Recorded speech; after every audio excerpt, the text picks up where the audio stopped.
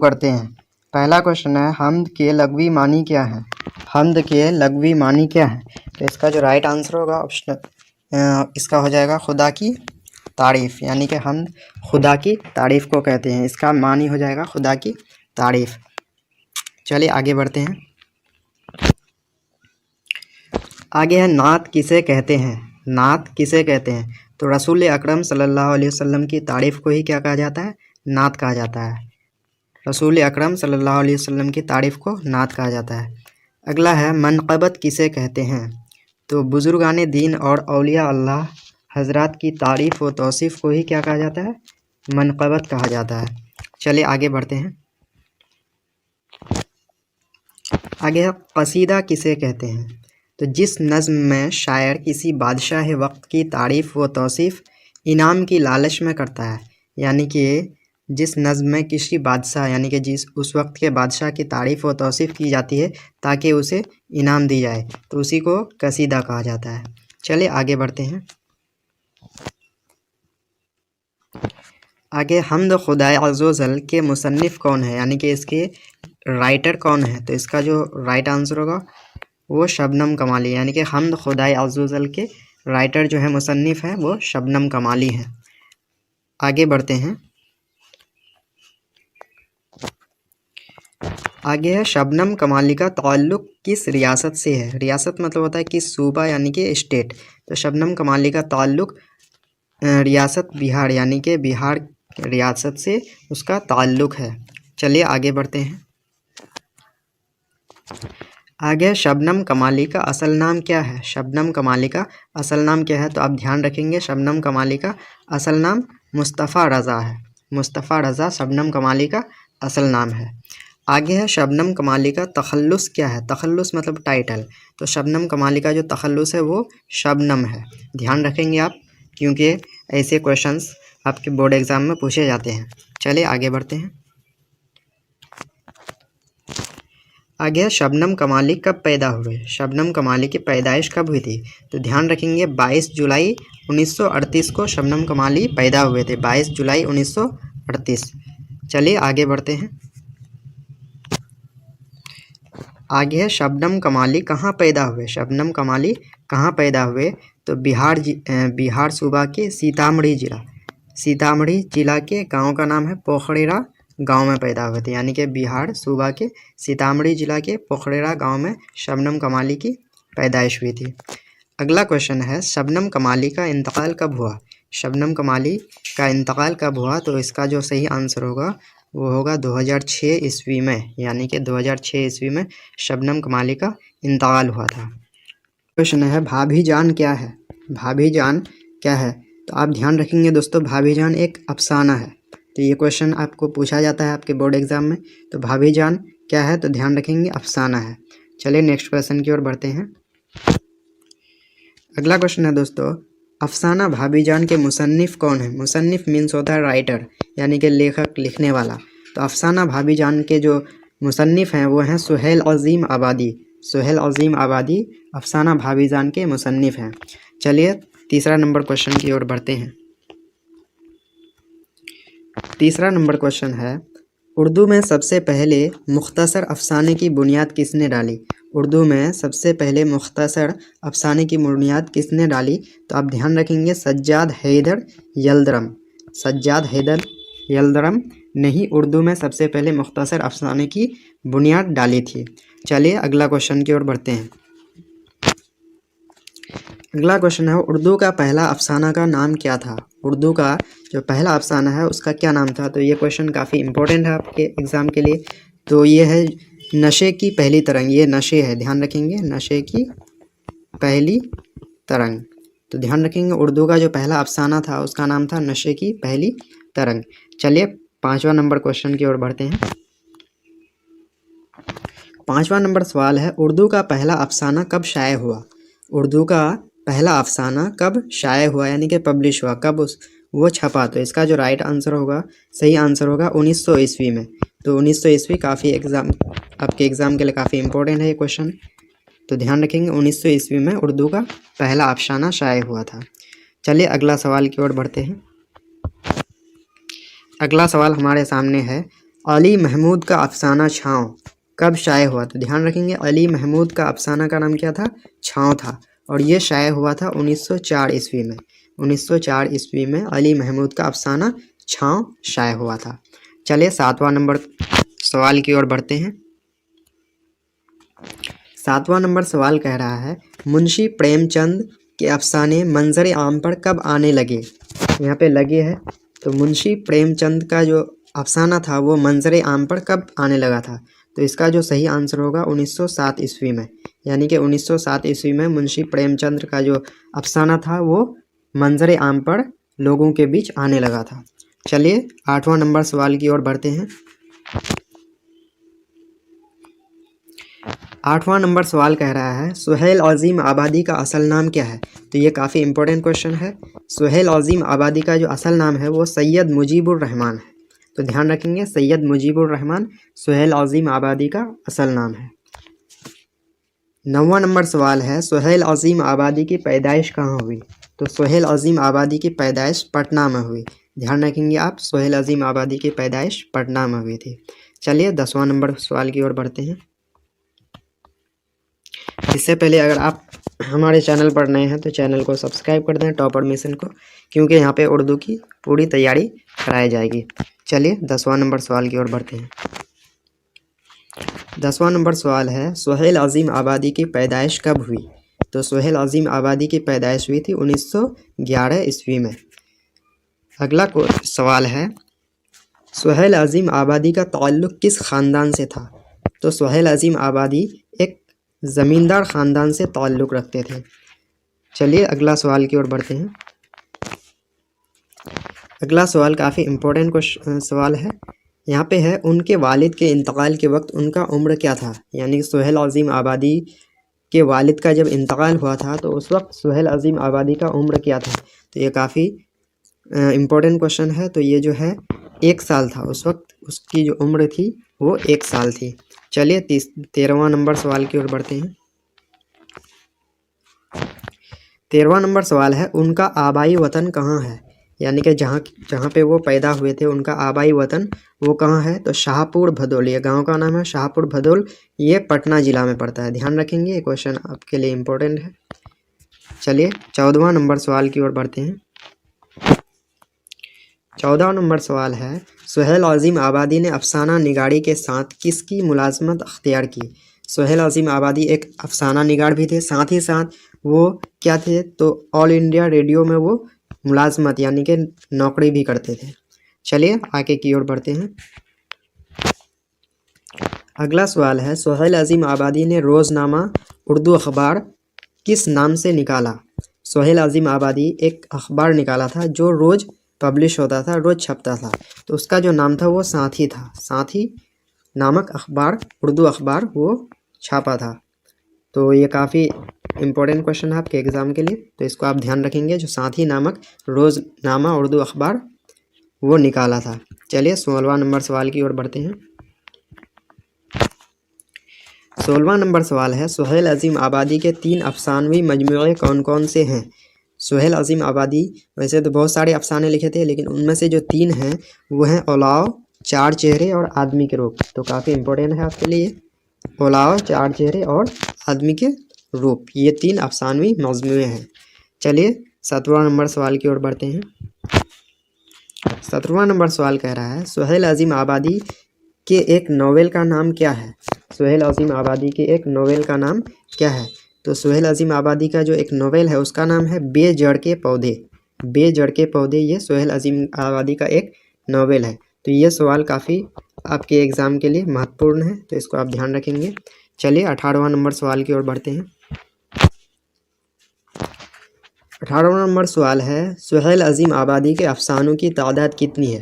तो ये काफ़ी इम्पोर्टेंट आपके लिए सवाल है। तो सुहेल अजीम आबादी के अफसानों की तादाद 125 है, यानी कि 125 अफसाने उन्होंने लिखे।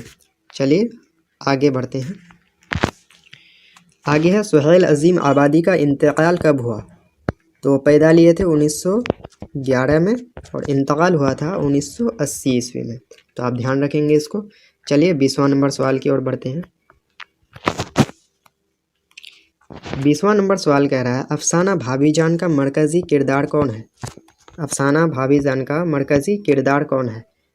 तो इसमें जो है किरदार वो रुकैया भाभी निभा रही है, यानी कि रुकैया भाभी इसका सही आंसर हो जाएगा। अगला सवाल है रुकैया भाभी कॉलेज में क्या थी। रुकैया भाभी कॉलेज में क्या थी, तो आप ध्यान रखेंगे वो एक लेक्चरर थी, यानी कि वो लेक्चरर थी। तो काफ़ी इंपॉर्टेंट क्वेश्चन है ये आपके लिए। चलिए 22वां नंबर सवाल की ओर बढ़ते हैं। 22वां नंबर सवाल कह रहा है सोहेल अजीम आबादी के अफसानों के पहले मजमुआ का नाम क्या था। सोहेल अजीम आबादी का जो अफसाना था उसका पहला जो मजमुआ था उसका नाम था चार चेहरे। तो काफ़ी इम्पोर्टेंट सवाल है ये आपके बोर्ड एग्ज़ाम के लिए। चलिए 23वां नंबर सवाल की ओर बढ़ते हैं। 23वां नंबर सवाल है चार चेहरे कब शाये हुआ। चार चेहरे जो कि सोहेल अजीम आबादी के का पहला अफसाना था, अफसानवी मजमुआ था, तो ये जो है शाये हुआ था 1934 ईस्वी में। तो आप ध्यान रखेंगे इसको। चलिए 24वां नंबर सवाल की ओर बढ़ते हैं। 24वां नंबर सवाल है रुकैया भाभी को कॉलेज में लेक्चरर के लिए कितने रुपये माहवार मिलते थे। यानी रुकैया भाभी को कॉलेज में जो लेक्चरर थी उसके लिए एक महीने में उसको कितने रुपये मिलते थे, तो उसको 400 रुपये दिया जाता था, यानी कि 400 रुपीज़ उसको मिलता था एक महीना में। चलिए 25वां नंबर सवाल की ओर बढ़ते हैं। 25वां नंबर सवाल है सोहेल अजीम आबादी की इब्तदाई तालीम किस मदरसे में हुई। सोहेल अजीम आबादी की इब्तदाई तालीम जो है वो किस मदरसे में हुई, तो भदोली गांव जहाँ पैदा हुए थे वहीं के एक मदरसे में उसकी इब्तदाई तालीम हुई थी। तो बढ़ते हैं 26वां नंबर सवाल पे। 26वां नंबर सवाल कह रहा है रुकैया भाभी के देवर का नाम क्या था। रुकैया भाभी जो थी उसका देवर का नाम अख्तर था। तो ये काफ़ी महत्वपूर्ण सवाल है आपके एग्ज़ाम के लिए, तो ध्यान रखेंगे रुकैया भाभी के देवर का नाम क्या था, जो इस बुक में दिया हुआ वो अख्तर था।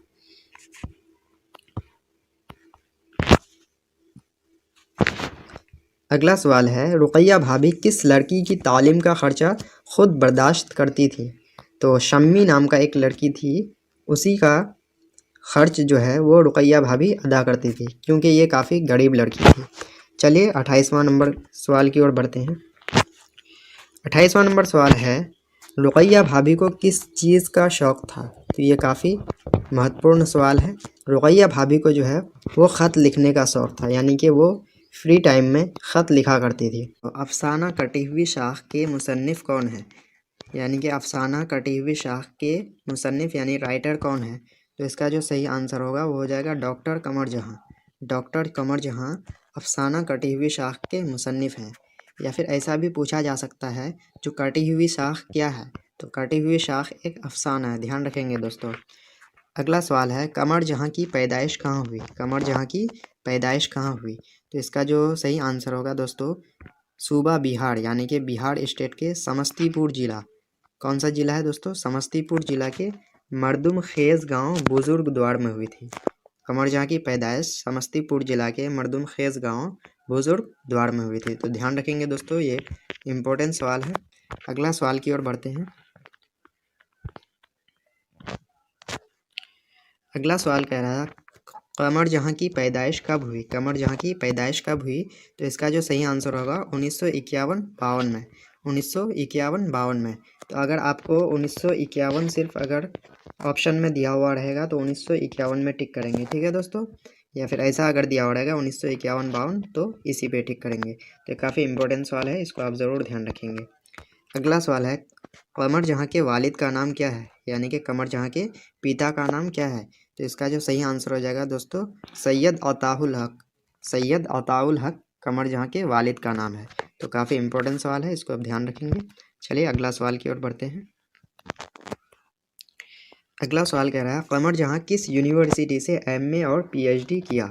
यानी कमर जहाँ जो है एमए और पीएचडी किस यूनिवर्सिटी से की है, तो इसका जो सही आंसर होगा पटना यूनिवर्सिटी। यानी पटना यूनिवर्सिटी से कमर जहाँ एमए और पीएचडी की है। चलिए अगला सवाल की ओर बढ़ते हैं। अगला सवाल कह रहा है कमर जहाँ पटना यूनिवर्सिटी से किस मौजू में एमए और पीएचडी की है। यानी कमर जहाँ हम लोग जानते हैं जो पटना यूनिवर्सिटी से की एमए और पीएचडी, लेकिन किस मौजू किस सब्जेक्ट से की है, तो इसका जो सही आंसर होगा वो हो जाएगा उर्दू। यानी उर्दू सब्जेक्ट से वो MA और PhD किए थे पटना यूनिवर्सिटी से। चलिए अगला सवाल की ओर बढ़ते हैं। अगला सवाल है कमर जहाँ कब से अफसाना लिखने लगी, यानी कि कमर जहाँ जो है अफसाना लिखने की शुरुआत कब से हुई उसकी। तो इसका जो सही आंसर होगा 1966। तो ये काफ़ी इंपॉर्टेंट सवाल है, इसको ध्यान रखेंगे आप। कमर जहाँ जो है अफसाना लिखने लगी थी 1966 से। चलिए अगला सवाल की ओर बढ़ते हैं।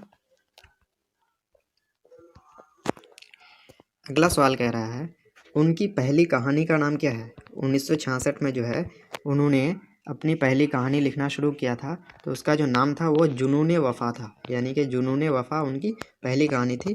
काफ़ी इंपॉर्टेंट सवाल है ये, अब ध्यान रखेंगे इसको। अगला सवाल है उनकी पहली कहानी यानी कि जुनून वफ़ा किस महानामा से शाये हुई। महानामा यानी कि जो महीने में अखबार आता है जो उसी को महानामा बोलते हैं। तो वो जो है महानामा का नाम था सुबह नौ था, जो पटना से शाये हुआ था। तो काफ़ी इंपॉर्टेंट सवाल है ये भी, तो इसको आप ज़रूर ध्यान रखेंगे। चलिए अगला सवाल की ओर बढ़ते हैं।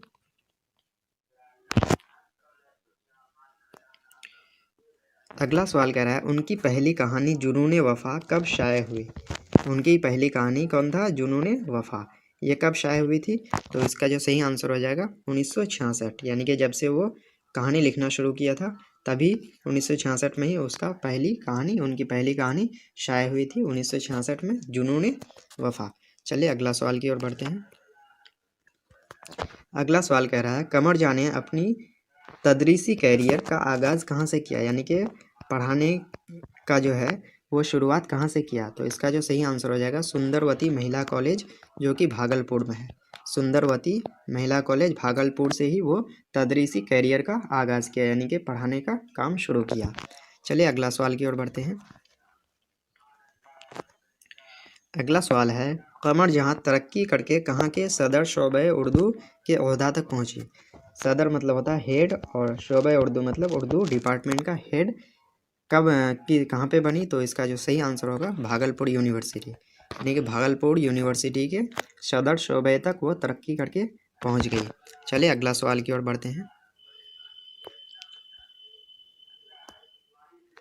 अगला सवाल है कमर जहाँ का अफसानवी मजमुआ चारागर कमर जहाँ का अफसानी मजमुआ है, ये कब शाया हुआ। तो इसका जो सही आंसर होगा 1983 में शाया हुआ था। मजमुआ चारागर जो है ये कमर जहाँ का एक मजमुआ है, वो 1983 में शाया हुआ था। ये काफ़ी इम्पोर्टेंट सवाल है। चलिए अगला सवाल की ओर बढ़ते हैं। अगला सवाल कह रहा है कमर जहाँ का अफसानवी मजमुआ अजनबी चेहरे चारागाह और ये अजनबी चेहरे कब शाया हुआ। तो अजनबी चेहरे जो शाया हुआ था वो 1951 में शाया हुआ था। तो काफ़ी ध्यान रखेंगे आप। सॉरी 1991 में शाया हुआ था। तो ये इम्पोर्टेंट सवाल है, इसको आप ज़रूर ध्यान रखेंगे। चलिए अगला सवाल की ओर बढ़ते हैं। अगला सवाल कह रहा है कमर जहाँ का आबाई वतन कौन सा है। आबाई वतन मतलब जहाँ आबा व अजदाद रहते हैं। तो इसका जो सही आंसर होगा मर्दुम खेज गाँव, बुजुर्गद्वार, जिला समस्तीपुर, यही उसका आबाई वतन है। अफसाना फेरार के मुसन्निफ़ कौन है। अफसाना फेरार के मुसन्निफ़ यानी कि राइटर कौन है। तो इसका जो आंसर होगा वो हो जाएगा सैयद मोहम्मद मोहसिन। अफसाना फेरार के मुसन्निफ़ सैयद मोहम्मद मोहसिन है। चलिए दूसरा नंबर सवाल की ओर बढ़ते हैं। दूसरा नंबर सवाल कह रहा है सैयद मोहम्मद मोहसिन के अफसानों का कौन सा मजमुआ उर्दू दुनिया में काफ़ी मारूफ व मकबूल हुआ। तो इसका जो सही आंसर हो जाएगा अनोखी मुस्कुराहट। अनोखी मुस्कुराहट जो है ये सैयद मोहम्मद मोहसिन का एक अफसानों का मजमुआ है जो उर्दू दुनिया में काफ़ी मारूफ व मकबूल हुआ। चलिए तीसरा नंबर सवाल की ओर बढ़ते हैं। तीसरा नंबर सवाल कह रहा है डॉक्टर मोहम्मद मोहसिन कब पैदा हुए। डॉक्टर मोहम्मद मोहसिन कब पैदा हुए। तो इसका जो सही आंसर होगा वो हो जाएगा 10 जुलाई 1910, यानी कि डॉक्टर मोहम्मद मोहसिन की पैदाइश जो हुई थी वो 10 जुलाई 1910 को हुई थी। तो ये बहुत ही इम्पोर्टेंट सवाल है, इसको आप ध्यान रखेंगे। चलिए अगला सवाल की ओर बढ़ते हैं।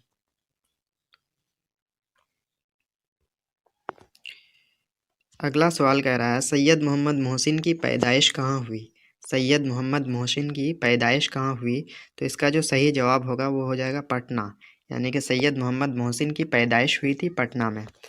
अगला सवाल है सैयद मोहम्मद मोहसिन के वालिद का नाम क्या था। सैयद मोहम्मद मोहसिन के वालिद का नाम सैयद मोहम्मद रशीद था। तो ये काफ़ी इम्पोर्टेंट सवाल है, तो इसको आप ज़रूर ध्यान में रखेंगे। चलिए अगला सवाल की ओर बढ़ते हैं। अगला सवाल कह रहा है सैयद मोहम्मद मोहसिन ने मैट्रिक का इम्तिहान कब पास किया। तो इसका जो सही जवाब होगा 1926, यानी कि सैयद मोहम्मद मोहसिन मैट्रिक का इम्तिहान 1926 में पास किए। तो ये काफ़ी इम्पोर्टेंट सवाल है, इसको आप ज़रूर ध्यान रखेंगे। चलिए अगला नंबर सवाल की ओर बढ़ते हैं। अगला नंबर सवाल है सैयद मोहम्मद मोहसिन मैट्रिक का इम्तिहान किस स्कूल से पास किया। तो इसका जो सही जवाब होगा राम मोहन रॉय सेकेंडरी स्कूल पटना, यानी कि इस स्कूल से सैयद मोहम्मद मोहसिन मैट्रिक का इम्तिहान पास किए थे। चलिए अगला सवाल की ओर बढ़ते हैं। अगला सवाल कह रहा है सैयद मोहम्मद मोहसिन आईए का इम्तिहान कब पास किया, यानी कि इंटर का इम्तिहान कब पास किए। तो वो हो जाएगा आंसर 1928 में आईए का इम्तिहान पास किए। चलिए अगला सवाल की ओर बढ़ते हैं। अगला सवाल है सैयद मोहम्मद मोहसिन आईए का इम्तिहान किस कॉलेज से पास किए। तो इसका जो सही जवाब होगा ऑप्शन यानी कि पटना कॉलेज। सैयद मोहम्मद मोहसिन इंटर का इम्तिहान जो है वो पटना कॉलेज से पास किए थे। तो चलिए अगला सवाल की ओर बढ़ते हैं। अगला सवाल है सैयद मोहम्मद मोहसिन बीए ऑनर्स कब किए। सैयद मोहम्मद मोहसिन यानी कि ग्रेजुएशन जिसको ऑनर्स पेपर बोलते हैं, वो बीए ऑनर्स कब किए। तो इसका जो सही आंसर होगा वो हो जाएगा 1931, यानी कि 1931 में बीए ऑनर्स किए सैयद मोहम्मद मोहसिन। चलिए अगला सवाल की ओर बढ़ते हैं। अगला सवाल है सैयद मोहम्मद मोहसिन ने किस मौजू मतलब होता है विषय या सब्जेक्ट, किस मौजू से बीए किए, यानी कि सैयद मोहम्मद मोहसिन किस सब्जेक्ट से बीए किए। तो इसका जो सही आंसर होगा नफ्सियात। नफ्सियात मतलब होता है वो आपका साइकोलॉजी, जिसको बोलते हैं साइकोलॉजी इंग्लिश में, उसी को मनोविज्ञान, उसी को नफ्सियात बोलते हैं।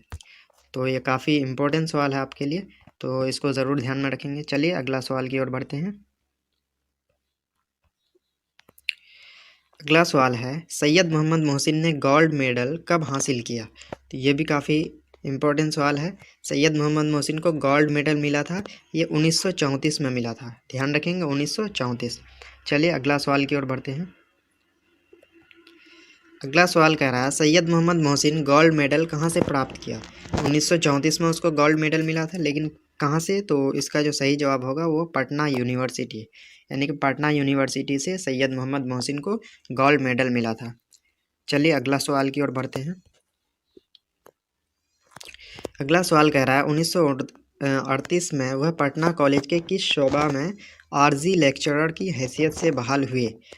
1938 में पटना कॉलेज के किस शोबा में। तो इसका जो सही आंसर होगा शोबा फ़लसफ़ा, यानी कि फ़िलोसफ़ी डिपार्टमेंट में उसको आरजी लेक्चर के रूप में बहाल किया गया था।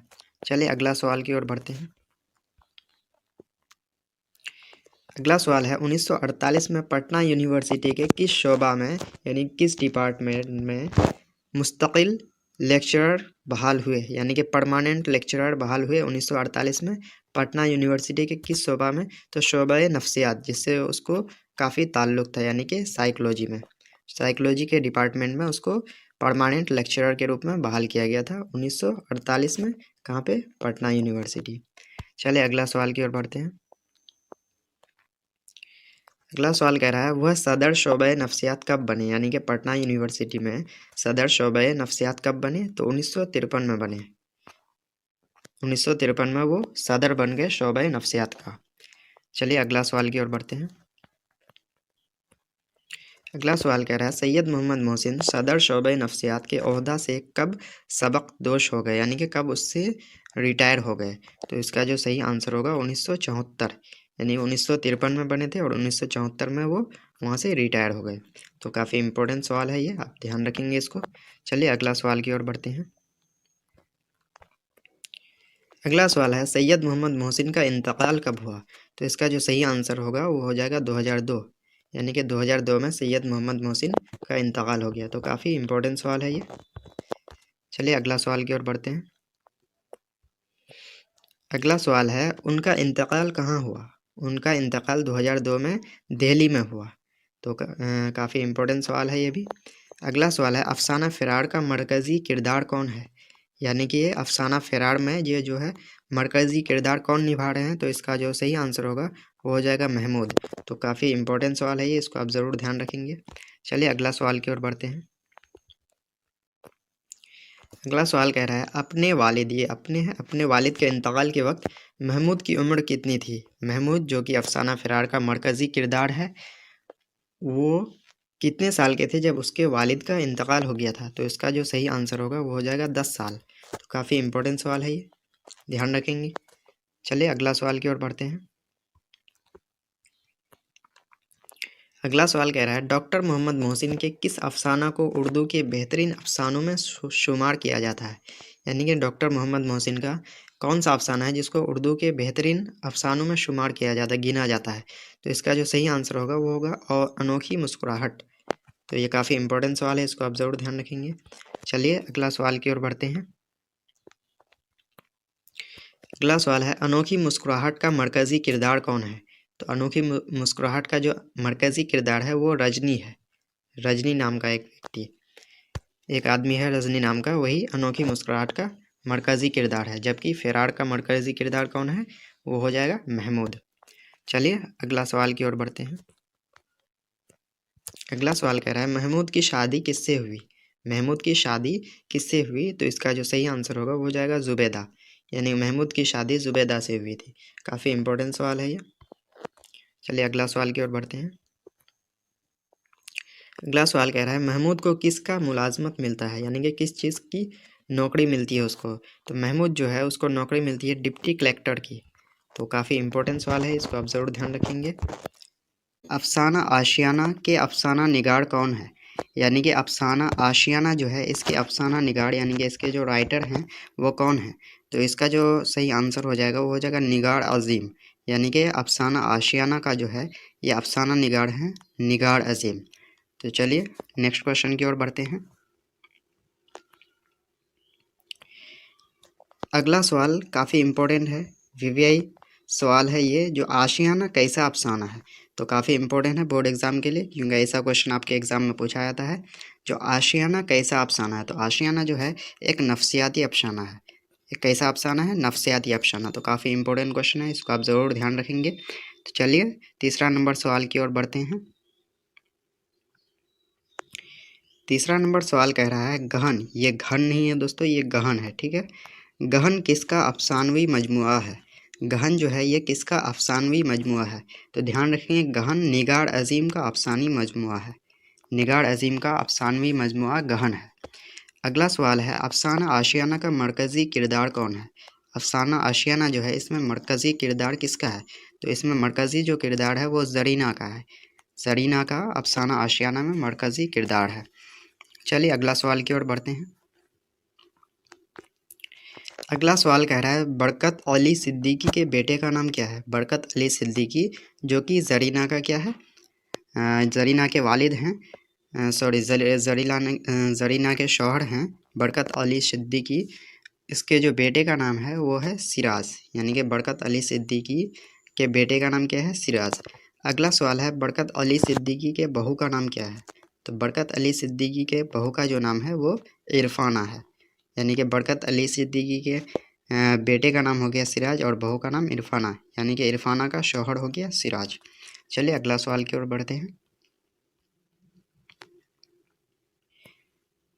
अगला सवाल कह रहा है निगार अज़ीम का मजमुआ गहन कब शाये हुआ? निगार अज़ीम का मजमुआ गहन कब शाये हुआ? तो ये शाये हुआ था 1999 में। तो काफ़ी इंपॉर्टेंट क्वेश्चन है, जो मजमुआ गहन कब शाये हुआ? तो 1999 में शाये हुआ। चलिए अगला सवाल की ओर बढ़ते हैं। अगला सवाल कह रहा है निगार अज़ीम के पहले अफसानवी मजमूए का नाम क्या है? निगार अज़ीम का जो पहला अफसानवी मजमूआ है उसका नाम है अक्स। ध्यान रखेंगे निगार अज़ीम का पहला अफसानवी मजमूआ का नाम अक्स है। काफ़ी इंपॉर्टेंट सवाल है ये, आप ज़रूर ध्यान रखेंगे इसको। चलिए अगला सवाल की ओर बढ़ते हैं। अगला सवाल कह रहा है निगार अज़ीम का असल नाम बताएं। तो काफ़ी इंपॉर्टेंट सवाल है ये। निगार अज़ीम का असल नाम मलिका मिहर निगार है। मलिका मिहर निगार निगार अज़ीम का असल नाम है। चलिए अगला सवाल की ओर बढ़ते हैं। अगला सवाल कह रहा है निगार अजीम ने किस मौजू में MA किया। मौजू मतलब होता है सब्जेक्ट या विषय। तो निगार अजीम जो है वो उर्दू, ड्राइंग और पेंटिंग यानी कि ये तीनों विषय में MA किए थे, यानी कि उर्दू में भी, ड्राइंग में भी और पेंटिंग में भी। तो काफ़ी इंपॉर्टेंट सवाल है ये। चलिए अगला सवाल की ओर बढ़ते हैं। अगला सवाल कह रहा है सिराज के की वालिदा का नाम क्या है। सिराज के वालिद का नाम बरकत अली सिद्दीकी और इसके वालिदा का नाम जरीना, जो कि अफसाना आशियाना का मरकज़ी किरदार है। यानी कि सिराज की वालिदा का नाम क्या हो गया, जरीना। अगला क्वेश्चन है सिराज के वालिद का नाम बताएं। तो सिराज के वालिद का नाम क्या हो गया, बरकत अली सिद्दीकी, यानी कि जरीना का शोहर। चले अगला सवाल की ओर बढ़ते हैं। अगला सवाल कह रहा है जरीना कौन थी। तो जरीना कौन थी, जरीना थी बरकत अली सिद्दीकी की अहलिया। अहलिया मतलब बीवी, यानी कि जरीना थी बरकत अली सिद्दीकी की अहलिया यानी कि बीवी। चलिए अगला सवाल की ओर बढ़ते हैं।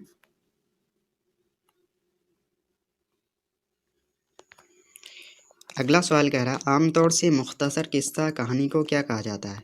यानी कि आमतौर से जो मुख्तसर छोटा किस्सा कहानी होता है उसको क्या कहा जाता है, तो उसको अफसाना कहा जाता है। ध्यान रखेंगे, अफसाना कहा जाता है। मुख्तसर किस्सा कहानी को क्या कहा जाता है, अफसाना कहा जाता है।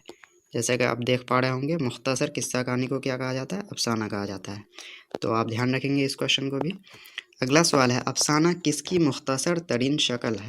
यानी अफसाना जो है किसकी मुख्तसर तरीन शक्ल यानी कि छोटी शक्ल है। तो ये फिक्शन की छोटी शक्ल है। अफसाना जो है ये फिक्शन की छोटी शक्ल है। तो काफ़ी इंपॉर्टेंट सवाल है ये, आप ज़रूर ध्यान रखेंगे इसको। चलिए अगला सवाल की ओर बढ़ते हैं। अगला सवाल है उर्दू अफसाने की उम्र कितनी है। यानी कि उर्दू अफसाना कितना साल तक रहा। तो उर्दू अफसाना जो है इसका उम्र 1 सदी माना जाता है, यानी कि 100 सालों तक ये काफ़ी अच्छे तरीके से इसका जलवा रहा। यानी कि उर्दू अफसाने की उम्र हो गई 1 सदी यानी कि 100 साल। चलिए अगला सवाल की ओर बढ़ते हैं। अगला सवाल कह रहा है बरकत अली सिद्दीकी और उनकी अहलिया अपने बेटे के साथ कितने सालों तक रहे। यानी कि बरकत अली सिद्दीकी और उनकी अहलिया जो है वो अपने बेटे के यहाँ कितने सालों तक रहे। तो 2 साल तक रहे। कितने साल तक, 2 साल तक। काफ़ी इंपॉर्टेंट सवाल है ये। चलिए अगला सवाल की ओर बढ़ते हैं। अगला सवाल कह रहा है निगार अजीम के सफ़रनामा का नाम क्या है। यानी कि निगार अजीम का जो सफ़रनामा है उसका क्या नाम है। तो उसका नाम जो है वो है गुर्द आवारगी।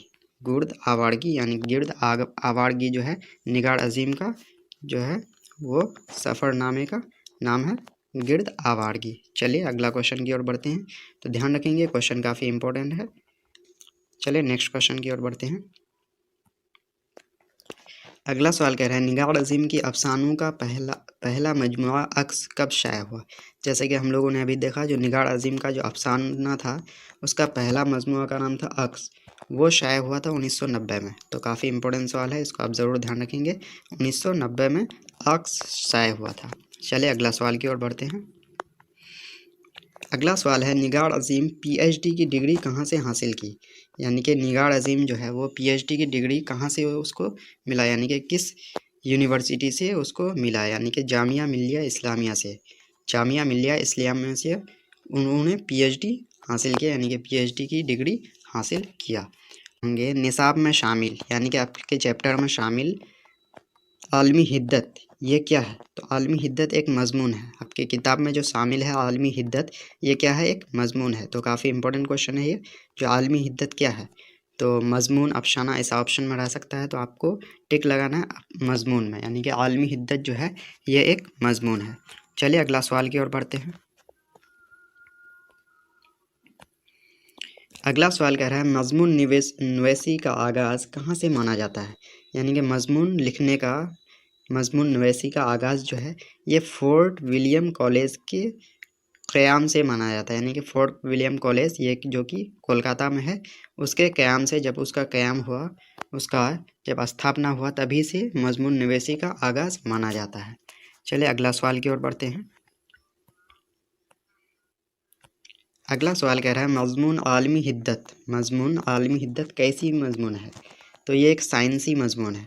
काफ़ी इंपॉर्टेंट क्वेश्चन है, जो मजमून आलमी हिद्दत ये कैसा मजमून है। तो आपको आंसर देना है साइंसी मजमून, यानी कि साइंस से रिलेटेड ये मजमून है, इसलिए साइंसी मजमून हो गया। अगला सवाल है ज़ेर निसाब मजमून का मौजू क्या है। यानी कि ज़ेर निसाब जो आपके निसाब में किताब में शामिल मजमून है आलमी हिद्दत, इसका मौजू क्या है। तो ज़मीन की बढ़ती हुई हरारत या जिसको ग्लोबल वार्मिंग बोलते हैं। ज़मीन की बढ़ती हुई हरारत या ग्लोबल वार्मिंग ही ज़ेर निसाब मजमून का मौजू है, यानी कि विषय है। चलिए अगला सवाल की ओर बढ़ते हैं। अगला सवाल है हमारा ज़मीन क्या है। तो हमारा ज़मीन एक सैयारा है जिसको इंग्लिश में प्लैनेट और हिंदी में ग्रह कहा जाता है। तो हमारा ज़मीन क्या है, एक सैयारा है यानी कि प्लैनेट है। और जो सैटेलाइट होते हैं जैसे कि चांद, उसको ज़ेली सैयारा बोला जाता है। तो ध्यान रखेंगे, ज़ेली सैयारा जो है वो सैटेलाइट को कहा जाता है। चलिए अगला सवाल की ओर बढ़ते हैं हम लोग। अगला सवाल कह रहा है धान के खेतों और जानवरों के गोबर से कौन सी गैस ज़्यादा निकलती है। धान के खेतों और जानवर के गोबर से जो है वो मीथेन गैस ज़्यादा निकलती है। मीथेन गैस जो है यानी कि CH4 जिसका फॉर्मूला होता है, वो धान के खेतों और जानवरों के गोबर से ज़्यादा निकलती है। तो काफ़ी इंपॉर्टेंट सवाल है, इसको आप ज़रूर ध्यान रखेंगे। चलिए अगला सवाल की ओर बढ़ते हैं। अगला सवाल कह रहा है ग्लोबल वार्मिंग कैसा मसला है। तो आपके बोर्ड एग्जाम में ये पूछा भी जा चुका है। ग्लोबल वार्मिंग जो है एक संगीन आलमी मसला है, यानी कि पूरी दुनिया के लिए मसला है, इसलिए आलमी मसला हो गया और काफ़ी संगीन मसला है। तो काफ़ी इंपॉर्टेंट क्वेश्चन ये भी है, इसको आप ज़रूर ध्यान रखेंगे। अगला सवाल की ओर बढ़ते हैं। अगला सवाल है कार्बन डाइऑक्साइड गैस में पहले से कितना इजाफा हुआ है, यानी कि कितना इसमें बढ़ोतरी हुआ है पहले से कार्बन डाइऑक्साइड में। तो इसको आप ज़रूर ध्यान रखेंगे। 31%, यानी कि 31%, 31% का इजाफा हुआ है कार्बन डाइऑक्साइड गैस में पहले से। चलिए अगला सवाल की ओर बढ़ते हैं। अगला सवाल है मीथेन गैस में कितना इजाफा हुआ है। कार्बन डाइऑक्साइड में 31% का इजाफा हुआ है और मीथेन गैस में 149% का इजाफा हुआ है। काफ़ी इंपॉर्टेंट सवाल है। मीथेन गैस में पहले से 149% का इजाफा हो गया है। चलिए अगला सवाल की ओर बढ़ते हैं। अगला सवाल है हमारी ज़मीन का दर्जे हरारत पिछले 100 वर्षों में कितना बढ़ गया है, यानी कि एक सदी में कितना बढ़ गया है। तो 0.75 डिग्री सेल्सियस बढ़ गया है दर्जे हरारत, यानी कि टेम्परेचर, तापमान। चलिए अगला सवाल की ओर बढ़ते हैं। अगला सवाल है क्योटो में ग्लोबल वार्मिंग पर कॉन्फ्रेंस कब हुई थी। तो 2007 में हुई थी, ध्यान रखेंगे इसको। क्योटो में जो है वो ग्लोबल वार्मिंग पर कॉन्फ्रेंस जो हुई थी वो 2007 में हुई थी। चलिए अगला सवाल की ओर बढ़ते हैं। अगला सवाल है बाल विज्ञान कांग्रेस 2008 में भारत के किस शहर में मुनाकिद हुआ। तो बाल विज्ञान कांग्रेस जो है वो 2008 में भारत के नागालैंड राज्य के दीमापुर शहर में हुआ था। ध्यान रखेंगे, काफ़ी इंपॉर्टेंट सवाल है। बाल विज्ञान कांग्रेस कब हुआ था, 2008 में। कहाँ पे हुआ था, नागालैंड के दीमापुर शहर में। चलिए अगला सवाल की ओर बढ़ते हैं। अगला सवाल है बाल विज्ञान कांग्रेस 2008 में कब से कब तक हुआ। तो 27 दिसंबर से 31 दिसंबर तक यह चला था, यानी कि टोटल 5 दिन चला था। चलिए अगला सवाल की ओर बढ़ते हैं। अगला सवाल है बाल विज्ञान कांग्रेस कितने दिनों तक मुनाकिद हुआ। तो ये 5 दिनों तक, 27 दिसंबर से 31 दिसंबर तक 5 दिनों तक ये मुनाकिद हुआ था, यानी कि चला था। तो काफ़ी इंपॉर्टेंट सवाल है ये। चलिए अगला सवाल की ओर बढ़ते हैं। अगला सवाल है बाल विज्ञान कांग्रेस में मेहमानान खुसूसी कौन थे, यानी कि बाल विज्ञान कांग्रेस का जो है चीफ गेस्ट मेहमान खुसूसी कौन थे। तो जनाब APJ अब्दुल कलाम, जो कि एक साइंसदान भी थे और राष्ट्रपति भी थे हमारे देश के, जनाब APJ अब्दुल कलाम। चलिए अगला सवाल की ओर बढ़ते हैं। इस 5 रोज़ा कांग्रेस के क्या मौज़ूआत थे, यानी कि विषय क्या थे। तो इसका विषय जो थे, 2 ही विषय थे, एक पोल्यूशन और दूसरा ग्लोबल वार्मिंग। 2 विषय थे, एक पोल्यूशन और दूसरा global warming.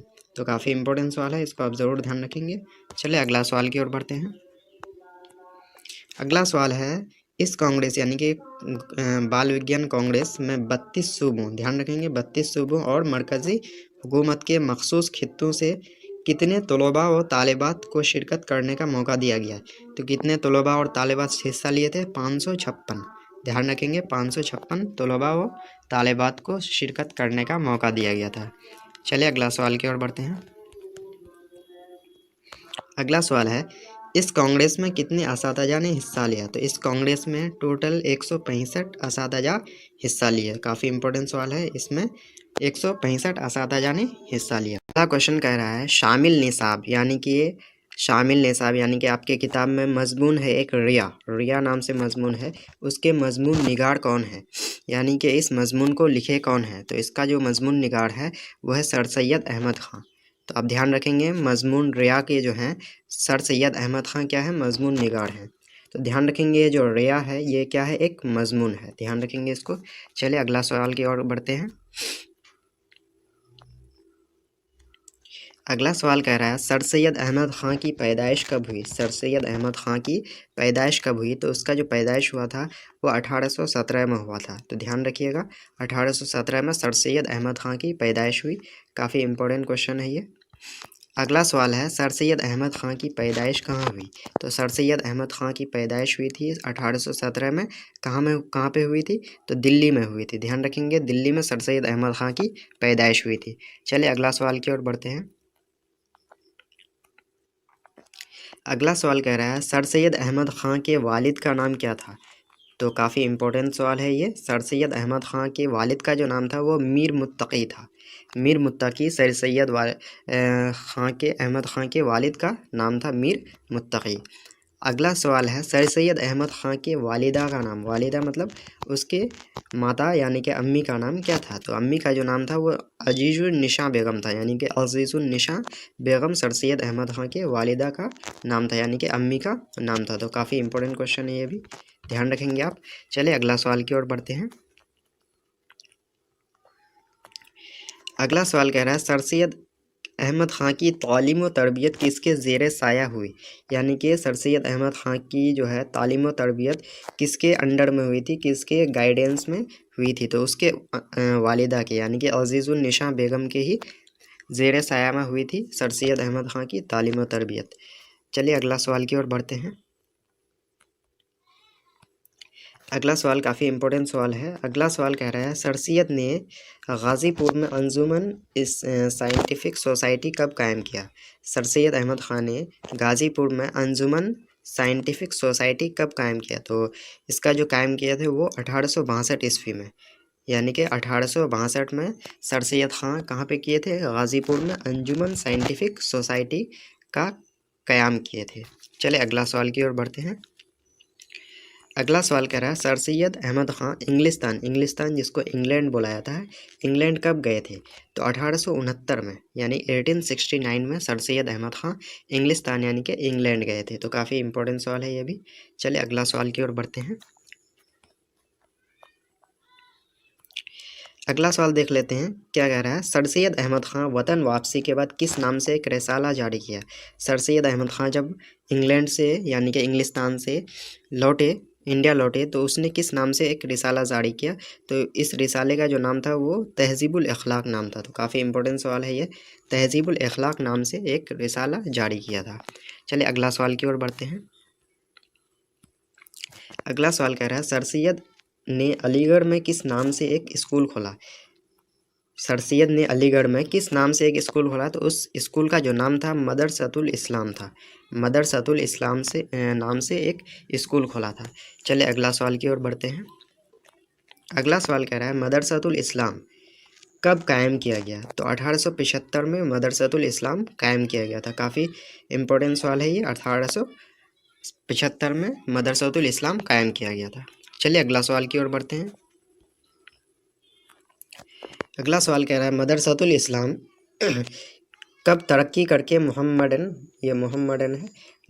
Anglo oriental college बन गया? यानी कि मदरसतुल इस्लाम जो कि 1875 में कायम किया गया था, कब तरक्की करके मोहम्मदन एंग्लो ओरिएंटल कॉलेज बन गया? तो 1878 में, यानी कि 3 साल बाद वो मोहम्मदन एंग्लो ओरिएंटल कॉलेज बन गया था। तो ध्यान रखेंगे 1878 में। चलिए अगला सवाल की ओर बढ़ते हैं। अगला सवाल आपके स्क्रीन पे जैसा कि देख पा रहे होंगे, काफ़ी इंपॉर्टेंट सवाल है। जो मोहम्मदन है एंग्लो ओरिएंटल कॉलेज अलीगढ़ मुस्लिम यूनिवर्सिटी में कब तब्दील हो गया? यानी कि मोहम्मदन एंग्लो ओरिएंटल कॉलेज ही अलीगढ़ मुस्लिम यूनिवर्सिटी में बदल गया। कब बदला? तो 1920 ईस्वी में। काफ़ी इंपॉर्टेंट सवाल है ये। 1920 ईस्वी में मोहम्मदन एंग्लो ओरिएंटल कॉलेज ये अलीगढ़ मुस्लिम यूनिवर्सिटी में तब्दील हो गया था। तो इस चीज़ को आप ज़रूर ध्यान रखेंगे 1920 में। चलिए अगला सवाल की ओर बढ़ते हैं। अगला सवाल कह रहा है सर सैयद को सर का खिताब बरतानवी हुकूमत की तरफ से कब मिला? बरतानवी मतलब होता है ब्रिटिश, यानी कि अंग्रेज़ सरकार की तरफ से सर सैयद अहमद ख़ान को सर का खिताब कब मिला था? तो सर का जो खिताब मिला था 1878 ईस्वी में मिला था, यानी कि 1878 में सर सैयद अहमद ख़ान को बरतानवी हुकूमत से यानी कि इंग्लिश हुकूमत से सर का खिताब मिला था। चलिए अगला सवाल की ओर बढ़ते हैं। अगला सवाल क्या कह रहा है? अगला सवाल कह रहा है सर सैयद की तसानीफ़ का नाम बताएं। सर सैयद की तसानीफ़ का नाम, तो तसानीफ़ का जो नाम है आसार सनादीद है, एक है खुतबात अहमदिया और एक है असबाब बगावत हिंद। असबाब बगावत हिंद, तो ये सारे उसके तसानीफ़ है, तो ध्यान रखेंगे आप। काफ़ी इंपॉर्टेंट सवाल है ये भी। चलिए अगला सवाल की ओर बढ़ते हैं। अगला सवाल कह रहा है सर सैयद अहमद खान का इंतकाल कब हुआ? तो सर सैयद अहमद ख़ान का जो इंतकाल हुआ था 1898 ईस्वी में हुआ था, 1898 में। तो काफ़ी इंपॉर्टेंट सवाल है ये भी, तो आप इसको ज़रूर ध्यान रखेंगे। चलिए अगला सवाल की ओर बढ़ते हैं। अगला सवाल जैसा कि देख पा रहे होंगे, सर सैयद अहमद ख़ान का इंतकाल कब हुआ? यानी कि सर सैयद अहमद ख़ान का इंतकाल कहाँ हुआ? तो अलीगढ़ में हुआ था, ध्यान रखेंगे। अलीगढ़ में सर सैयद अहमद ख़ान का इंतकाल हुआ था। अगला सवाल है सर सैयद किस कंपनी में मुलाजमत अख्तियार की? यानी कि सर सैयद अहमद ख़ान जो है किस कंपनी में नौकरी की है? तो ईस्ट इंडिया कंपनी, जैसा कि हम लोग जानते हैं ईस्ट इंडिया कंपनी के बारे में। तो ईस्ट इंडिया कंपनी में ही सर सैयद अहमद ख़ान क्या किए थे? मुलाजमत यानी कि नौकरी किए थे। आप मज़मून अदब की पहचान, तो अदब की पहचान क्या है? एक मज़मून है कि मज़मून निगार कौन है? तो अदब की पहचान मज़मून जो है, इसके मज़मून निगार का नाम है डॉक्टर अब्दुल मुग़नी। डॉक्टर अब्दुल मुग़नी अदब की पहचान के मज़मून निगार हैं। चलिए अगला क्वेश्चन की ओर बढ़ते हैं। अगला क्वेश्चन कह रहा है डॉक्टर अब्दुल मुग़नी की पैदाइश कब हुई? डॉक्टर अब्दुल मुग़नी की पैदाइश कब हुई? तो 1934 में, 1934 में डॉक्टर अब्दुल मुग़नी की पैदाइश हुई। तो काफ़ी इम्पोर्टेंट सवाल है, इसको ज़रूर ध्यान रखेंगे। चलिए अगला सवाल की ओर बढ़ते हैं। अगला सवाल कह रहा है अब्दुल मुग़नी की पैदाइश कहाँ हुई? अब्दुल मुग़नी की पैदाइश हुई थी औरंगाबाद ज़िला, बिहार, यानी कि बिहार सूबा के औरंगाबाद ज़िले में। औरंगाबाद किसका नाम है? ज़िला का नाम है। तो औरंगाबाद ज़िला में हुआ था, जो कि बिहार राज्य में पड़ता है। तो अब्दुल मुग़नी की पैदाइश कहाँ हुई? औरंगाबाद ज़िला में। चलिए अगला सवाल की ओर बढ़ते हैं। अगला सवाल जैसा कि देख पा रहे होंगे आप, अब्दुल मुग़नी के वालिद का नाम क्या है? तो अब्दुल मुग़नी के वालिद का जो नाम था वो मौलाना अब्दुल रऊफ़ था। मौलाना अब्दुल रऊफ़ अब्दुल मुग़नी के वालिद का नाम था। तो काफ़ी इंपॉर्टेंट सवाल है ये, इसको आप ज़रूर ध्यान रखेंगे। अगला सवाल कह रहा है उनके वालिद क्या थे? यानी कि डॉक्टर अब्दुल मुग़नी के वालिद क्या थे? तो जैसे कि यहाँ देख पा रहे हैं मौलाना अब्दुल रऊफ़, तो मौलाना थे यानी कि आलिम दीन थे। चलिए अगला सवाल की ओर बढ़ते हैं। अगला सवाल कह रहा है अब्दुल मुग़नी आलिम की सनद कहाँ से हासिल की? यानी कि किस मदरसे से अब्दुल मुग़नी आलिम की सनद हासिल की, यानी कि आलिम की डिग्री हासिल की? तो आलिम की डिग्री मदरसा शमसुल हुदा जो कि पटना में है। मदरसा शमसुल हुदा जो कि पटना में है, उसी मदरसे से डॉक्टर अब्दुल मुग़नी आलिम की सनद यानी डिग्री हासिल की। तो काफ़ी इंपॉर्टेंट सवाल है ये। अगला सवाल की ओर बढ़ते हैं। अगला सवाल कह रहा है अब्दुल मुग़नी किस मौजू से, मौजू मतलब सब्जेक्ट यानी विषय, अब्दुल मुग़नी किस मौजू से एमए किया? यानी कि एमए किस सब्जेक्ट से किए? तो अंग्रेज़ी से अब्दुल मुग़नी एमए किए, यानी कि अंग्रेज़ी सब्जेक्ट से। तो काफ़ी इंपॉर्टेंट सवाल है। चलिए अगला सवाल की ओर बढ़ते हैं। अगला सवाल कह रहा है अब्दुल मुग़नी अंग्रेज़ी के लेक्चरर की हैसियत से किस कॉलेज में तकर्रुर हुए?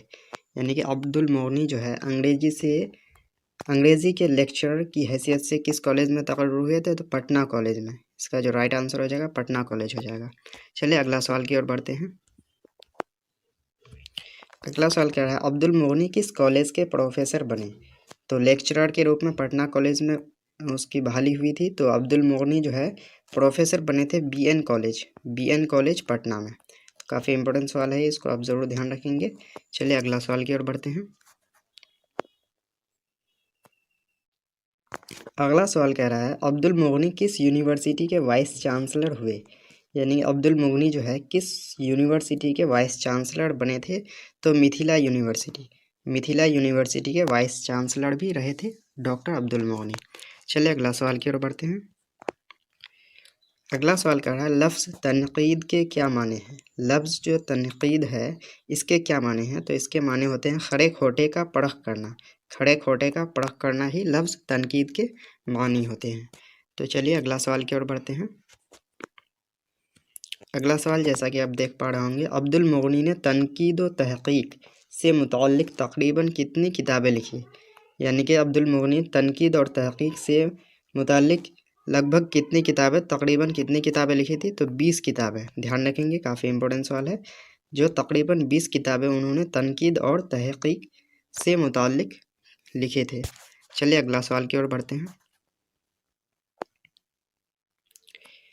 अगला सवाल कह रहा है अब्दुल मुगनी का ख़ास मौजू क्या रहा। अब्दुल मुगनी का जो ख़ास मौजू वो इक़बाल था। इक़बाल यानी कि अब्दुल मुगनी का ख़ास मौजू रहा। चलिए अगला सवाल की ओर बढ़ते हैं। अगला सवाल कह रहा है डॉक्टर अब्दुल मुगनी अपनी मुलाजमत यानी कि नौकरी का आगाज़ किस कॉलेज से किया। तो डॉक्टर अब्दुल मुगनी जो है अपनी नौकरी यानी मुलाजमत का जो आगाज़ किए थे वो पटना कॉलेज से किए थे। तो ध्यान रखेंगे, पटना कॉलेज से उन्होंने अपनी मुलाजमत का आगाज़ किया। चलिए अगला सवाल की ओर बढ़ते हैं। अगला सवाल कह रहा है ज़ेरे निसाब मज़मून यानी कि आपके बुक में जो मज़मून दिया हुआ है अदब की पहचान, ये कैसा मज़मून है। तो ये एक तनकीदी मज़मून है। तो काफ़ी इंपॉर्टेंट सवाल है, कैसा मज़मून है ये एक तनकीदी मज़मून है। तो आपको बोर्ड एग्ज़ाम में पूछा जा सकता है जो अदब की पहचान कैसा मज़मून है, तो आपको जो ऑप्शन रहेगा तनकीदी मज़मून, तो उसी पे टिक लगाना है। चलिए अगला सवाल की ओर बढ़ते हैं। अगला सवाल कह रहा है अब्दुल मुगनी की वफ़ात कब हुई। अब्दुल मुगनी का इंतकाल कब हुआ। तो अब्दुल मुगनी का इंतकाल हुआ था 5 सितंबर यानी 5 सितंबर 2006 ईस्वी में। 5 सितंबर 2006 में अब्दुल मुगनी की वफ़ात हुई थी। चलिए अगला सवाल की ओर बढ़ते हैं। अगला सवाल कह रहा है अब्दुल मुगनी की वफ़ात कहाँ हुई। तो अब्दुल मुगनी की वफ़ात हुई थी पटना में। तो ध्यान रखेंगे। चलिए अगला सवाल की ओर बढ़ते हैं। अगला सवाल कह रहा है उर्दू की तनकीद का आगाज़ अल्ताफ़ हुसैन हाली की किस किताब से समझना चाहिए। यानी उर्दू की जो है तनकीद का आगाज़ अल्ताफ़ हुसैन हाली के किस किताब से समझना चाहिए। तो किताब का नाम है मुक़द्दमाए शेर व शायरी। मुक़द्दमाए शेर व शायरी, इसी किताब से उर्दू की तनकीद की शुरुआत समझना चाहिए, जो कि अल्ताफ़ हुसैन हाली का किताब है। चलिए अगला सवाल की ओर बढ़ते हैं। अगला सवाल कह रहा है सूबे बिहार के तनकीद निगारों में पहला नाम किसका आता है। यानी सूबा बिहार का जो तनकीद निगार है उसमें से पहला नाम जो आता है वो है कलीमुद्दीन अहमद। यानी कि पहला स्थान जो आता है वो है कलीमुद्दीन अहमद। यानी कलीमुद्दीन अहमद का ही तनकीद निगारों में पहला स्थान आता है बिहार में। चलिए अगला सवाल की ओर बढ़ते हैं। अगला सवाल कह रहा है डॉक्टर अब्दुल मुगनी की किताबों के नाम लिखिए। तो डॉक्टर अब्दुल मुगनी के किताबों के नाम जो है वो जाद-ए-इत्दाल है, नुक्ते नज़र है, मेयार व इक़दार है, तश्कील जदीद है और इक़बाल और आलमी अदब। तो ये पांचों किताबें डॉक्टर अब्दुल मुगनी की है। तो ऐसा आपको पूछा जा सकता है जो इनमें से डॉक्टर अब्दुल मुगनी की किताब कौन सी नहीं है। तो आपको 3 ऑप्शन इनमें से दे दिया जाएगा और एक ऑप्शन कोई दूसरा दे दिया जाएगा। तो आपको वो दूसरा ऑप्शन में टिक लगा देना है, तो इससे आपका ऑब्जेक्टिव बन सकता है। पहला सवाल कह रहा है हिंदुस्तानी आइन के मेअम्मार कौन है। यानी कि हिंदुस्तानी आइन यानी कि इंडियन कॉन्स्टिट्यूशन यानी कि भारतीय संविधान को बनाने वाले कौन है। तो इसमें जो इम्पोर्टेंट रोल है, सबसे ज़्यादा रोल जो है वो डॉक्टर भीमराव अंबेडकर का है। इसलिए हिंदुस्तानी आइन के मेअम्मार डॉक्टर भीमराव अंबेडकर को ही कहा जाता है। चलिए नेक्स्ट क्वेश्चन की ओर हम लोग बढ़ते हैं। अगला सवाल की ओर बढ़ते हैं। अगला सवाल कह रहा है हिंदुस्तानी आइन के मेअम्मार क्या है। यानी कि हिंदुस्तानी आइन के मेअम्मार ये जो नाम है ये क्या है। तो ये एक मजमून है। आपके बुक में जो हिंदुस्तानी आइन के म्यांमार दिया हुआ है ये क्या है, तो ये एक मजमून है। चलिए अगला सवाल की ओर बढ़ते हैं। अगला सवाल कह रहा है हिंदुस्तानी आइन के म्यांमार कैसा मजमून है। हिंदुस्तानी आइन के म्यांमार एक मजमून है, लेकिन कैसा है, तो स्वाही मजमून है। ये स्वाही मजमून, ध्यान रखेंगे, काफ़ी इंपॉर्टेंट क्वेश्चन है ये, आप ज़रूर ध्यान रखेंगे। हिंदुस्तानी आइन के म्यांमार जो है ये कैसा मजमून है, तो ये एक स्वाही मजमून है। चलिए अगला क्वेश्चन की ओर बढ़ते हैं। अगला सवाल कह रहा है भीमराव अंबेडकर की पैदाइश कब हुई। तो भीमराव अंबेडकर की पैदाइश हुई थी 14 अप्रैल 1891 में। 14 अप्रैल 1891 में भीमराव अंबेडकर की पैदाइश हुई थी। काफ़ी इम्पोर्टेंट सवाल है, आप ज़रूर ध्यान रखेंगे इसको। चलिए अगला सवाल की ओर बढ़ते हैं। अगला सवाल कह रहा है भीमराव अंबेडकर की पैदाइश कहाँ हुई। भीमराव अंबेडकर की पैदाइश कहाँ हुई, तो भीमराव अंबेडकर की पैदाइश हुई थी महो, सेंट्रल इंडिया में। पहले ये सेंट्रल इंडिया कहा जाता था महो को, यानी कि एमपी में ही ये हुए थे। भीमराव अंबेडकर की पैदाइश जो हुई थी वो महो में हुई थी, जो कि सेंट्रल इंडिया में पड़ता था। चलिए अगला सवाल की ओर बढ़ते हैं। अगला सवाल कह रहा है भीमराव अंबेडकर मराठी ज़ुबान बोलने वाले किस ख़ानदान से ताल्लुक़ रखते थे। यानी कि भीमराव अंबेडकर की जो पैदाइश हुई थी वो हुई थी मराठी ज़बान बोलने वाले किस ख़ानदान में, तो मोहार ख़ानदान में।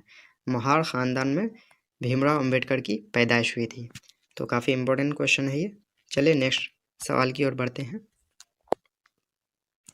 अगला सवाल कह रहा है भीमराव अंबेडकर के वालिद का नाम क्या था। तो काफ़ी इम्पोर्टेंट सवाल है ये। भीमराव अंबेडकर के वालिद का जो नाम था वो रामजी मालोजी सकपाल था। रामजी मालोजी सकपाल। अगला सवाल कह रहा है उनके वालिद का नाम क्या था। उनके वालिदा यानी कि उनकी माँ का नाम जो था वो भीमाबाई था। तो आप इसको ज़रूर ध्यान रखेंगे। भीमराव अंबेडकर के वालिदा यानी कि माँ का जो नाम था वो भीमाबाई था। चलिए अगला सवाल की ओर बढ़ते हैं। अगला सवाल कह रहा है वह अपने वालिदैन के कौन से औलाद थे। यानी कि भीमराव अंबेडकर जो है वो अपने माँ बाप के कौन से औलाद थे, तो 14वें औलाद थे। यानी कि उसके माँ बाप को 14 औलाद थे और भीमराव अंबेडकर जो थे वो सबसे छोटे थे, यानी कि उन सबसे छोटे भीमराव अंबेडकर ही थे। तो काफ़ी इम्पोर्टेंट सवाल है ये, आप इसको ज़रूर ध्यान रखेंगे। चलिए अगला सवाल की ओर बढ़ते हैं। अगला सवाल कह रहा है भीमराव को प्यार से सब लोग क्या बुलाते थे। भीमराव को प्यार से सब लोग क्या बुलाते थे, तो भीमा बुलाते थे। अगला सवाल कह रहा है भीमराव के दादा का नाम क्या था। भीमराव के दादा का नाम मालोजी था। ध्यान रखेंगे, भीमराव के दादा का जो नाम था वो मालोजी था। चलिए अगला सवाल की ओर बढ़ते हैं। अगला सवाल कह रहा है भीमराव के वालिद फौज में किस ओहदे से सबकदोश हुए। सबकदोश मतलब रिटायरमेंट जो हुआ था भीमराव के अंबेडकर के वालिद का, तो वो फौज के किस ओहदे में थे, किस पोस्ट में थे, तो दूसरे ग्रेनेडियर्स में सूबेदार मेजर थे जब उसका रिटायरमेंट हुआ था। चलिए अगला सवाल की ओर बढ़ते हैं। अगला सवाल कह रहा है भीमराव की उम्र कितनी थी जब उनके वालिद फ़ौज की मुलाजमत से सबकदोश हुए थे। यानी कि जब उनके वालिद फ़ौज के नौकरी से रिटायर हुए थे तो भीमराव अंबेडकर की उम्र कितनी थी, तो उस वक्त सिर्फ और सिर्फ वो 2 ही बरस के थे, यानी कि 2 साल के ही थे। चलिए अगला सवाल की ओर बढ़ते हैं। अगला सवाल जैसा कि आप देख पा रहे होंगे उनके वालिद कितने वर्षों तक फ़ौजी स्कूल में हेडमास्टर रहे।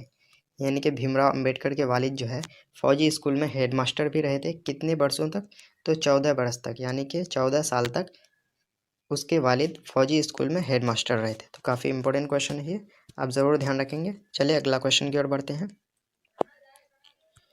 अगला क्वेश्चन कह रहा है भीमराव की माँ के इंतकाल के वक्त उनकी उम्र कितनी थी। भीमराव अंबेडकर की माँ का जब इंतकाल हुआ था तो उस वक्त भीमराव की उम्र कितनी थी, तो सिर्फ और सिर्फ 6 साल था। 6 साल ही उसकी उम्र थी। तो काफ़ी इंपॉर्टेंट सवाल है ये, आप ध्यान रखेंगे ज़रूर इसको। चलिए अगला सवाल की ओर बढ़ते हैं। अगला सवाल है भीमराव को दूसरा सरनेम क्या मिला। दूसरा सरनेम, पहला तो सकपाल मिला था, दूसरा सरनेम मिला था अम्बा वाडेकर, जिसको शॉर्ट में उन्होंने सहूलियत के लिए अंबेडकर लिखे। तो अम्बा वाडेकर ही मिला था भीमराव अंबेडकर को दूसरा सरनेम, और अम्बा वाडेकर से ही अंबेडकर शब्द निकला। चलिए अगला सवाल की ओर बढ़ते हैं। अगला सवाल कह रहा है भीमराव अंबेडकर मैट्रिक का इम्तिहान कब पास किए। तो भीमराव अंबेडकर जो है मैट्रिक का इम्तिहान 1908 में पास किए थे। 1908 में भीमराव अंबेडकर मैट्रिक का इम्तिहान पास किए थे। तो काफ़ी इंपॉर्टेंट क्वेश्चन है ये। चलिए नेक्स्ट क्वेश्चन की ओर बढ़ते हैं। नेक्स्ट क्वेश्चन कह रहा है भीमराव मैट्रिक का इम्तिहान किस स्कूल से पास किए। भीमराव जो है वो मैट्रिक का इम्तिहान 1908 में किस स्कूल से पास किए थे। तो Elphinstone high school, Elphinstone high school से ही भीमराव अंबेडकर मैट्रिक का इम्तिहान पास किए थे। चलिए अगला सवाल की ओर बढ़ते हैं। अगला सवाल है भीमराव 1912 में, भीमराव अंबेडकर 1912 में किस कॉलेज से बीए की डिग्री हासिल की। तो ध्यान रखेंगे बीए की डिग्री 1912 में वो हासिल किए थे और एल्फिंस्टन कॉलेज यानी कि जिस हाई स्कूल से वो मैट्रिक का इम्तिहान पास किए थे उसी हाई स्कूल के कॉलेज में यानी एल्फिंस्टन कॉलेज से ही वो बीए की डिग्री भी हासिल किए। चलिए अगला सवाल की ओर बढ़ते हैं। अगला सवाल कह रहा है उन्होंने कोलंबिया यूनिवर्सिटी से किस मौजू में एमए पास किया।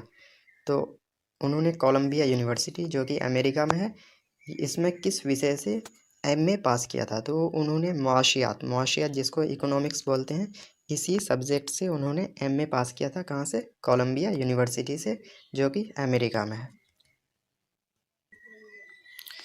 अगला सवाल कह रहा है भीमराव पीएचडी की डिग्री कब हासिल की। भीमराव जो है वो पीएचडी की डिग्री कब हासिल किए। तो 1916 में, 1916 में भीमराव पीएचडी की डिग्री हासिल किए। तो काफ़ी इंपॉर्टेंट क्वेश्चन है ये, अब ज़रूर ध्यान रखेंगे इसको।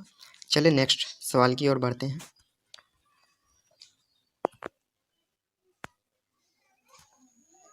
अगला क्वेश्चन जैसा कि आपके स्क्रीन पे देख पा रहे होंगे भीमराव ने मुलाजमत का आगाज़ कहाँ से शुरू किया। यानी कि भीमराव जो है नौकरी की शुरुआत जो है वो कहाँ से शुरू किए। तो सैडी होम कॉलेज से, सैडी होम कॉलेज से मुलाजमत का आगाज़ शुरू किए थे। चलिए अगला सवाल की ओर बढ़ते हैं। अगला सवाल कह रहा है उन्हें मुल्क की आइन साजी के किस कमेटी का सदर बनाया गया। यानी कि उन्हें जो मुल्क की आइन यानी कि संविधान बनाने की किस कमेटी का सदर यानी कि अध्यक्ष बनाया गया था। तो दस्तूर साज कमेटी, दस्तूर साज कमेटी जिसको ड्राफ्ट कमेटी भी कहा जाता है। तो काफ़ी इंपॉर्टेंट क्वेश्चन है ये, आपके बोर्ड में ऐसा क्वेश्चन पूछा जाता है। तो दस्तूर साज यानी कि ड्राफ्ट कमेटी का ही उसको सदर यानी कि अध्यक्ष बनाया गया था। चलिए नेक्स्ट क्वेश्चन की ओर बढ़ते हैं हम लोग। नेक्स्ट क्वेश्चन करा है भीमराव की शादी किस उम्र में हुई। तो भीमराव की शादी जो हुई थी उस वक्त उसकी उम्र थी 14 बरस यानी कि 14 साल की उम्र में भीमराव की शादी हुई थी। चलिए अगला सवाल की ओर बढ़ते हैं। अगला सवाल कह रहा है शादी के वक्त वह किस दर्जे के तालिबे इल्म थे। यानी कि शादी जब 14 वर्ष की उम्र में हुई थी तो उस वक्त वो किस दर्जे के छात्र थे। तो उस वक्त वो 5वीं दर्जे के यानी कि 5th क्लास के स्टूडेंट थे। चलिए नेक्स्ट क्वेश्चन की ओर बढ़ते हैं। नेक्स्ट क्वेश्चन कर रहा है भीमराव की शादी किससे हुई। भीमराव की शादी किससे हुई। तो 9 साल की लड़की थी, ध्यान रखेंगे कितने साल की थी, 9 साल की, जिसका नाम था रामाबाई। यानी कि 9 साल की लड़की रामाबाई से भीमराव अंबेडकर की शादी हुई थी। तो काफ़ी इंपॉर्टेंट क्वेश्चन है ये, ज़रूर ध्यान रखेंगे इसको। अगला सवाल है भीमराव किस मज़हब को कबूल किए। यानी कि भीमराव जो है पहले तो हिंदू मज़हब में थे, फिर बाद में किस मज़हब को कबूल कर लिए। तो बौद्ध मज़हब को, बौद्ध मज़हब को उन्होंने कबूल कर लिए थे बाद में।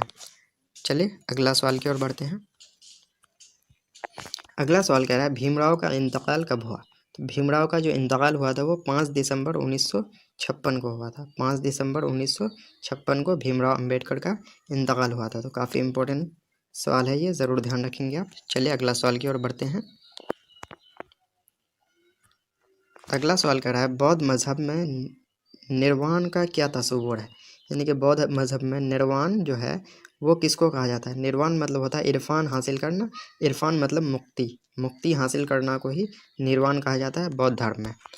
चलिए अगला सवाल की ओर बढ़ते हैं। अगला सवाल कह रहा है भीमराव अंबेडकर को किस रत्न से नवाजा गया था। तो भारत का जो सबसे बड़ा पुरस्कार है वो भारत रत्न यानी कि भीमराव अंबेडकर को भारत रत्न से नवाजा गया था। तो होंगे पहला सवाल कह रहा है उर्दू ड्रामा और आगा हश्र क्या है। उर्दू ड्रामा और आगा हश्र क्या है। तो यह एक मजमून है। उर्दू ड्रामा और आगा हश्र क्या है, एक मजमून है। चलिए अगला सवाल की ओर बढ़ते हैं। अगला सवाल कह रहा है उर्दू ड्रामा और आगा हश्र किसका मजमून है, यानी कि उर्दू ड्रामा और आगा हश्र के मजमून निगार कौन है। तो इसके जो मजमून निगार हैं वो हैं professor Lutfur Rahman. Professor Lutfur Rahman Urdu drama और आगा हश्र के मजमून निगार हैं। चलिए अगला सवाल की ओर बढ़ते हैं। अगला सवाल कह रहा है लुत्फ़ुर रहमान की पैदाइश कब हुई। काफ़ी इम्पोर्टेंट सवाल है ये, जो लुत्फ़ुर रहमान की पैदाइश कब हुई। तो इसकी जो पैदाइश हुई थी वो हुई थी 1941 ईस्वी में, यानी कि 1941 को लुत्फ़ुर रहमान की पैदाइश हुई थी। चलिए अगला सवाल की ओर बढ़ते हैं। अगला सवाल आपके स्क्रीन पे लुत्फ़ुर रहमान की पैदाइश कहाँ हुई। लुत्फ़ुर रहमान की पैदाइश कहाँ हुई, तो छपरा ज़िला के बनियारपुर गांव में, यानी कि बनियारपुर गांव जो कि छपरा ज़िला में पड़ता है, वहीं पे लुत्फ़ुर रहमान की पैदाइश हुई थी। अगला सवाल कह रहा है उनके वालिद का नाम बताएं, यानी कि लुत्फ़ुर रहमान के वालिद का नाम क्या था। तो लुत्फ़ुर रहमान के वालिद का नाम था मौलवी अब्दुल गफ़ूर, जो कि इंतकाल कर चुके थे, इसलिए मरहूम लगाया गया है, मौलवी अब्दुल गफ़ूर मरहूम। तो काफ़ी इंपॉर्टेंट सवाल है ये, इसको आप ज़रूर ध्यान रखेंगे। चलिए अगला सवाल की ओर बढ़ते हैं। अगला सवाल कर रहा है उनके वालिदा का नाम बताएं, यानी कि लुत्फ़ुर रहमान के वालिदा का नाम बीबी आमिना खातून था। बीबी आमिना खातून लुत्फ़ुर रहमान के वालिदा का नाम था। तो काफ़ी इंपॉर्टेंट सवाल है ये। अगला सवाल कह रहा है बनियारपुर लुत्फ़ुर रहमान का क्या था, यानी कि जहाँ पे उसकी पैदाइश हुई थी वो क्या था लुत्फ़ुर रहमान का। तो ध्यान रखेंगे वो नानी हाल था, यानी कि नानी हाल में ही उसकी पैदाइश हुई थी। चलिए अगला सवाल की ओर बढ़ते हैं। अगला सवाल जैसा कि देख पा रहे होंगे आप, जो लुत्फ़ुर रहमान का आबाई वतन कहाँ था। लुत्फ़ुर रहमान का आबाई वतन कहाँ था, तो वो था आपका मौज़ा रियोंढा। मौज़ा रियोंढा जो कि दरभंगा ज़िला में पड़ता है, वही उसका आबाई वतन था और बनियारपुर उसका नानी हाल था। अगला सवाल देखते हैं क्या कह रहा है। अगला सवाल जैसा कि देख पा रहे होंगे, अगला सवाल कह रहा है लुत्फ़ुर रहमान की इब्तदाई तालीम कहाँ हुई। लुत्फ़ुर रहमान की इब्तदाई जो तालीम हुई थी उसके नानी हाल यानी कि बनियारपुर गांव में हुई थी। चलिए अगला सवाल की ओर बढ़ते हैं। अगला सवाल कह रहा है लुत्फ़ुर रहमान कौन कौन सी डिग्री हासिल किए। लुत्फ़ुर रहमान जो है कौन कौन सी डिग्री हासिल किए, तो डबल MA किए थे और PhD किए थे। डबल MA और PhD, तो ध्यान रखेंगे, काफ़ी इंपॉर्टेंट सवाल है ये। चलिए अगला सवाल की ओर बढ़ते हैं। अगला सवाल कह रहा है लुत्फ़ुर रहमान को किस में गोल्ड मेडल दिया गया। लुत्फ़ुर रहमान को किस में गोल्ड मेडल दिया गया, यानी कि किस में वो गोल्ड मेडल हासिल किए थे। तो MA में वो गोल्ड मेडल हासिल किए थे लुत्फ़ुर रहमान, तो ध्यान रखेंगे इसको। चलिए अगला सवाल की ओर बढ़ते हैं। अगला सवाल कह रहा है लुत्फ़ुर रहमान ने तदरीसी खिदमत का आगाज़ कहाँ से किया, यानी कि लुत्फ़ुर रहमान पढ़ाना कहाँ से शुरू किए। तो भागलपुर यूनिवर्सिटी से पढ़ाने का आगाज़ किया, यानी कि तदरीसी खिदमत का आगाज़ वो भागलपुर यूनिवर्सिटी से किए थे। चलिए अगला सवाल की ओर बढ़ते हैं। अगला सवाल कह रहा है लुत्फ़ुर रहमान भागलपुर यूनिवर्सिटी के किस शोबे के सदर भी रहे, यानी कि जहाँ से वो पढ़ाने की यानी कि तदरीसी खिदमत को आगाज़ किए थे भागलपुर यूनिवर्सिटी, तो वहाँ के किस शोबा के सदर भी रहे थे, यानी किस डिपार्टमेंट के हेड भी रहे थे। तो उर्दू, यानी कि उर्दू डिपार्टमेंट के हेड थे। चलिए अगला सवाल की ओर बढ़ते हैं। अगला सवाल कह रहा है लुत्फ़ुर रहमान किस पार्टी के वज़ीर और MLA रहे, यानी लुत्फ़ुर रहमान जो है किस पार्टी के MLA और वज़ीर रहे। तो राष्ट्रीय जनता दल, जिसको RJD कहा जाता है, उसी पार्टी के वज़ीर और MLA रहे। तो काफ़ी इंपॉर्टेंट सवाल है ये, इसको ज़रूर ध्यान रखेंगे आप। चलिए अगला सवाल की ओर बढ़ते हैं। अगला सवाल कह रहा है लुत्फ़ुर रहमान के शायरी के कितने मजमूए शाये हो चुके हैं। तो लुत्फ़ुर रहमान के शायरी के 3 मजमूए शाये हो चुके हैं। ध्यान रखेंगे, काफ़ी इंपॉर्टेंट सवाल है ये। लुत्फ़ुर रहमान के शायरी के 3 मजमूए शाये हो चुके हैं। चलिए अगला सवाल की ओर बढ़ते हैं। अगला सवाल कह रहा है उनके शायरी के 3 मजमूओं के नाम बताएं, यानी कि जो उनके शायरी के 3 मजमूए शाये हो चुके हैं उनके नाम बताएं। तो एक है ताज़गी बुर्गनवा, जो कि गज़ल का मजमुआ है। एक बोसा-ए नम है, जो कि गज़ल का ही मजमुआ है। और एक है सनम आशना, जो कि मजमुआ नज़म है, यानी कि नज़म का मजमुआ है। तो काफ़ी इंपॉर्टेंट सवाल है ये, आप ध्यान रखेंगे। ऐसा क्वेश्चन पूछा जा सकता है जो इनमें से कौन लुत्फ़ुर रहमान के शायरी का मजमुआ नहीं है। तो आपको 3 ऑप्शन ये दिया जाएगा और चौथा कोई दूसरा दे दिया जाएगा। तो आपको ये 3 याद रहेगा तो आप चौथा को टिक लगा सकते हैं। चलिए अगला सवाल की ओर बढ़ते हैं। अगला सवाल कह रहा है उर्दू ड्रामा निगारी और आगा हश्र कैसा मजमून है। तो उर्दू ड्रामा निगारी और आगा हश्र एक मजमून है, लेकिन ये एक तनकीदी मजमून है।